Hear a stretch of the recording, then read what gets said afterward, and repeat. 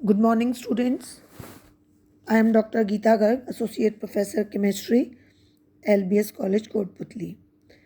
बच्चों, वैसे आपका सिलेबस ऑलमोस्ट कंप्लीट हो गया है, पर चूँकि अभी क्लासेस वापस बंद हो गई हैं, इसलिए हम कुछ ये वीडियोज़ और PDF वगैरह डाल रहे हैं।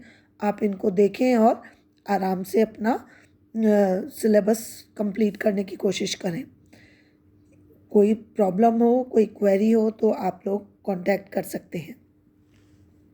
तो आज हम जो चैप्टर लेने जा रहे हैं वो नोबल गैसेस के बारे में है। नोबल गैसेस के बारे में वैसे आप लोगों को परिचय है ही, फिर भी ये थाई विन्यास यानी स्टेबल कॉन्फ़िगरेशन 1s2 और NS2 NP6 वाले सभी गैस के रूप में तत्व पाए जाते हैं। स्टेबल कॉन्फ़िगरेशन होने के कारण ये सभी गैसेस जो होती हैं वो बहुत ही इनएक्टिव होती हैं और बहुत स्टेबल होती हैं।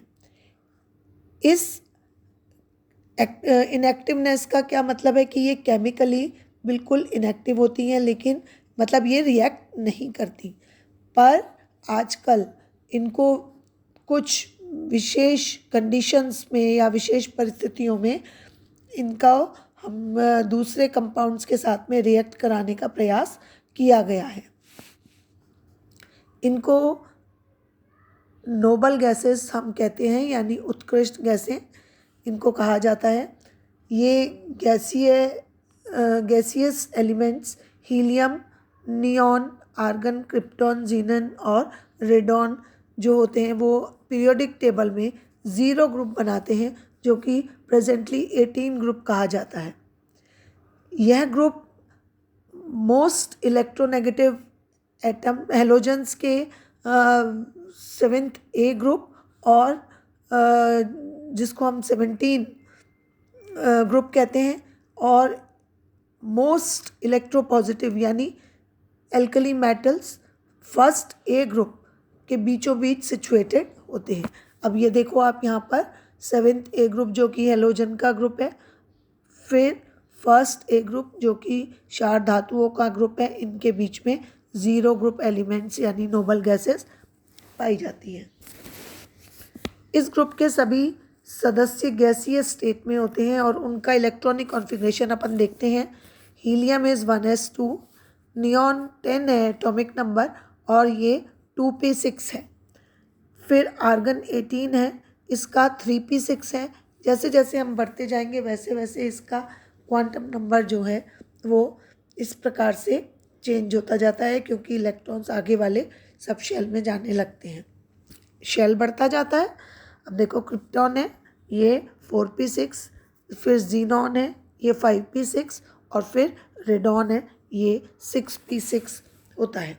ठीक है, इन इलेक्ट्रॉनिक कॉन्फ़िगरेशन को अपन यदि देखते हैं तो हमें मालूम चल रहा है कि हीलियम के अलावा बाकी सभी जो गैसेस हैं उनके आउटर मोस्ट ऑर्बिटल में स्टेबल ऑक्टेट यानी NS2 NP6 अरेंजमेंट मौजूद है, और हीलियम में क्या है 1s2 है। यह भी एक स्टेबल अरेंजमेंट है क्योंकि इसमें केवल एक ही शेल होता है जो कि K सब शेल है।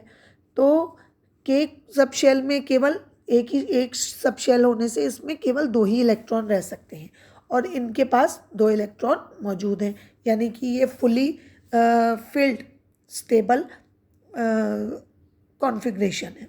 ठीक है, अब इसी तरह से इन सब के पास का जो एक इलेक्ट्रॉनिक कॉन्फ़िगरेशन है वो सब स्टेबल कॉन्फ़िगरेशन है, और इसीलिए जनरल कंडीशंस में ये एलिमेंट्स किसी भी केमिकल रिएक्शन में पार्टिसिपेट नहीं करते।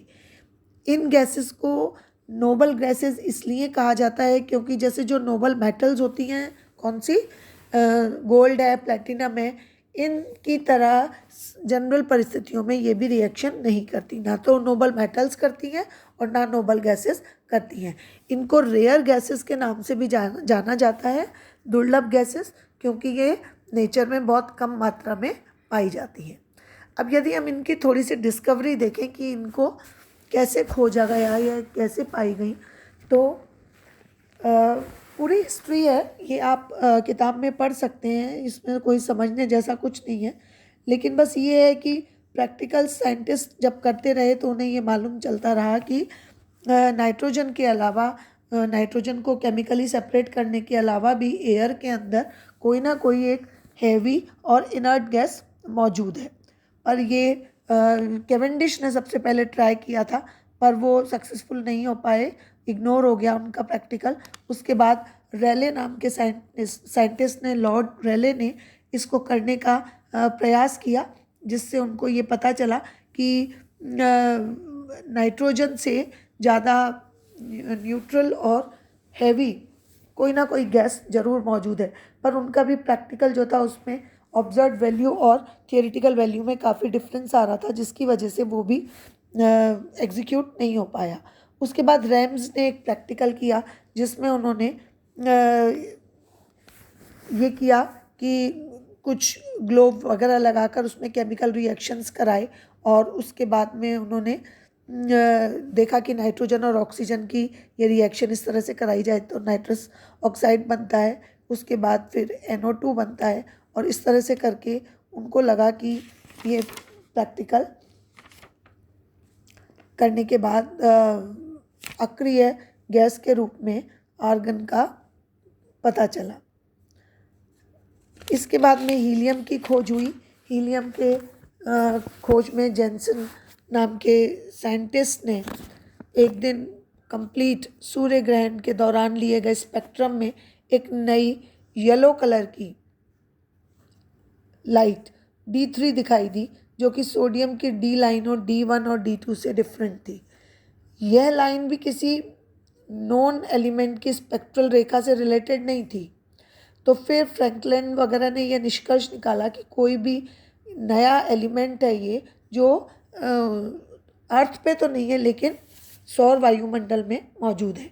इसी से इसका नाम हीलियम रखा गया, क्योंकि ग्रीक लैंग्वेज में हीलियस का अर्थ होता है सन, तो इसलिए इसको हीलियम गैस कहा गया। इसी तरह से और भी आगे खोज जारी रही और सभी तरह की गैसेस का इन्वेंशन हुआ। ये सब एग्ज़ाम पॉइंट ऑफ व्यू से कुछ नहीं, ये सिर्फ एक जानकारी और हिस्ट्री के हिसाब से पॉइंट है। अब हम उत्कृष्ट गैसों का या नोबल गैसेस का पीरियोडिक टेबल में पोजीशन देखेंगे, जो कि बहुत इम्पॉर्टेंट है और ये आपसे एग्ज़ाम में भी पूछा जा सकता है। देखो, इनर्ट गैसेस की जब खोज हुई तो इनकी इनएक्टिविटी, यानी कि ये इतने इनएक्टिव क्यों हैं, इसके लिए इनकी ज़ीरो, इसका एक कारण ये भी बताया गया कि ये ज़ीरो वैलेंसी होने की वजह से एक अलग ग्रुप में रखे गए और उनका जो पोजीशन थी उसको फर्स्ट ए ग्रुप के पहले प्लेस किया गया। जैसे ही रेडॉन की खोज हुई उसके बाद ये ग्रुप जो था वो कंप्लीट हो गया। अब देखो, इसकी जो पोजीशन है वो फर्स्ट ए ग्रुप के पहले होने के कारण इसको ज़ीरो ग्रुप कहना भी ठीक रहा, जस्टिफाइड था कि इसको ज़ीरो ग्रुप कहा जाए, क्योंकि ये जो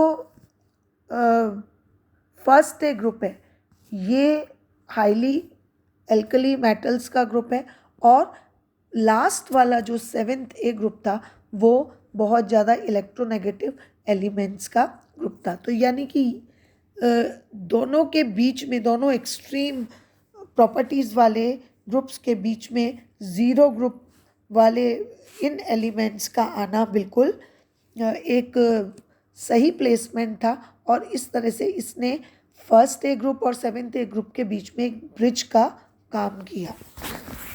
इसके अलावा भी यदि अपन देखें तो देखो, फर्स्ट ए ग्रुप के क्षार धातुओं की वैलेंसी जो होती है वो +1 होती है और बाकी हाइलोजेंस की -1 होती है।